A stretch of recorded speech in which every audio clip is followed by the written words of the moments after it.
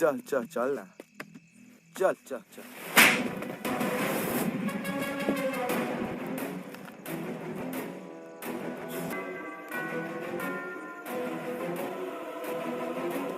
ভাইকে বোঝাও, on duty police অফিসারের গায়ে হাত দিলে জেল হতে পারে।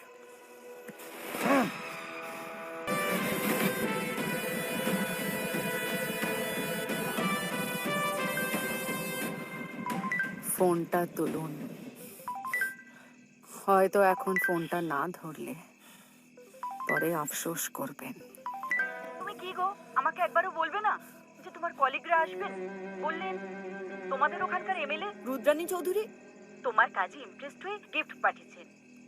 এই দেখো দেখো দেখো কি সুন্দর খেলছে।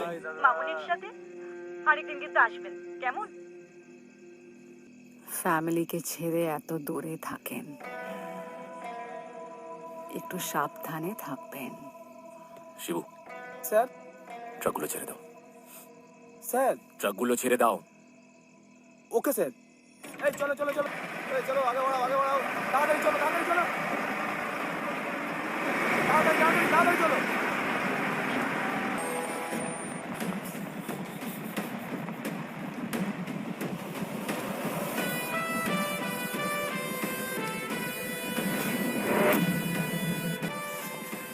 পয়সার পুলিশ এত সাহস!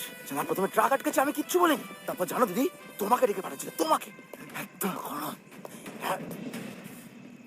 ঠান্ডা করে দিয়েছি,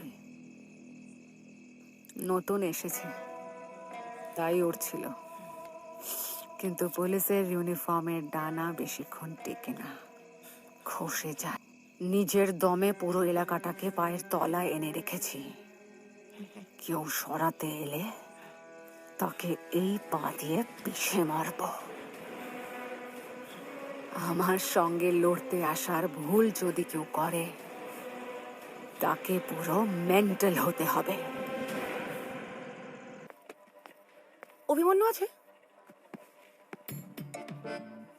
আপনি এখানে? আপনি কি কোথাও আমার পিছু ছাড়বেন না? আরে ম্যাডাম, আমার ট্রেনের এটাই স্টেশন, পুলিশ স্টেশন। এই দিদি, স্যার আপনি তো আমার দিদিকে চেনেন না, আলাপ করি দিই, আমার দিদি। থাক থাক, ওনাকে আর আমাকে চেনাতে হবে না। ওনাকে আমি হাড়ে হাড়ে চিনি। আর গল্প করতে হবে না, খেয়ে নিন। খাবার এনেছি, লুচি ছোলার ডাল। এক্সকিউজ মি, এইবার বুঝলাম রোজ আমাকে বেশি করে রান্না করতে বলিস কেন। তো স্যারের তো একারই 3 জনের খাবার লাগে না? একটা রিকোয়েস্ট ছিল, কাল আমার দিদির জন্মদিন। আচ্ছা স্যার, আপনি একটু প্লিজ ম্যানেজ করে দেবেন। হ্যাঁ, কোনো চাপ নেই, পরশুদিন এসে একসাথে দুটো সাইন করে নিও। এবার তাহলে খাই আমরা।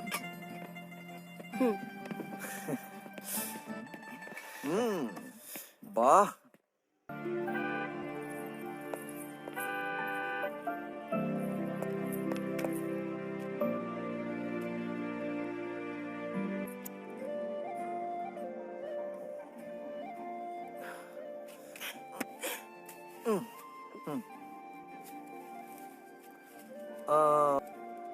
একটা কাটো।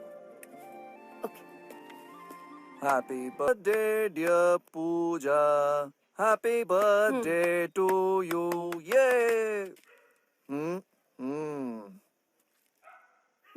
ইয়ে থ্যাংক ইউ। গিফট, এটা আপনার জন্য। এত দামি ফোন আমি?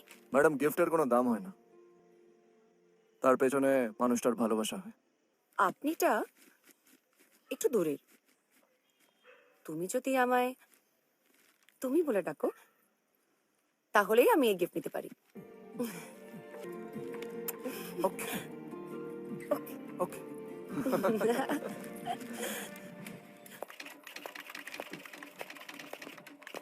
নমস্কার ম্যাম। স্যার একটু পেট্রোলিং এ গেছেন, চলে আসবেন এক্ষুনি, আপনি বসুন। কে কালকে বউকে যে শাড়িটা গিফট করলে, বউ কি বললো?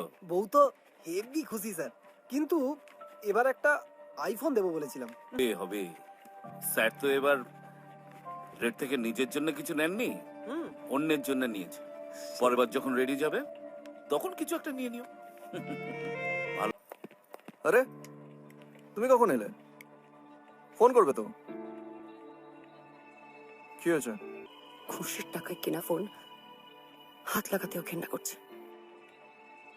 আরে এটা ঘুষের টাকায় কেনা ফোন না, রেডে সিজ করেছি। I have earned this. তোমার জন্য খুশির টাকায় কেনা জিনিস আর অসৎ পথে অর্জন করা জিনিসের মধ্যে কোনো তফাৎ নেই না? সূর্য, এই কথাগুলো তুমি আমাকে বলছো নাকি তুমি নিজেকে বোঝাচ্ছ? দেখো পূজা, পুলিশ আর ক্রিমিনাল একই কয়েনের দুটো দিক। ঠিক তো, কয়েনের একদিকে টাকার অ্যামাউন্ট লেখা থাকে আর অন্যদিকে কি থাকে তুমি কোনোদিন লক্ষ্যও করনি না সূর্য। অশোক স্তম্ভ, আর তার নিচে লেখা থাকে সত্যমেব জয়তে। তুমি কয়েনের একদিককে এত সম্মান দেবে আর অন্যদিককে একদমই দেবে না, সেটা হয় না সূর্য।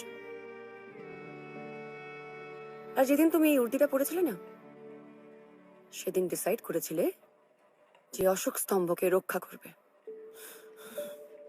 আমার বাবা ওই একই উর্দিটা পড়তো,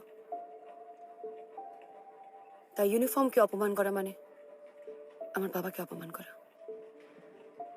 আর আমার বাবাকে যারা অপমান করে, আর যাই হয়ে যাক, তাদের সাথে আমি কোনো সম্পর্ক রাখতে পারবো না।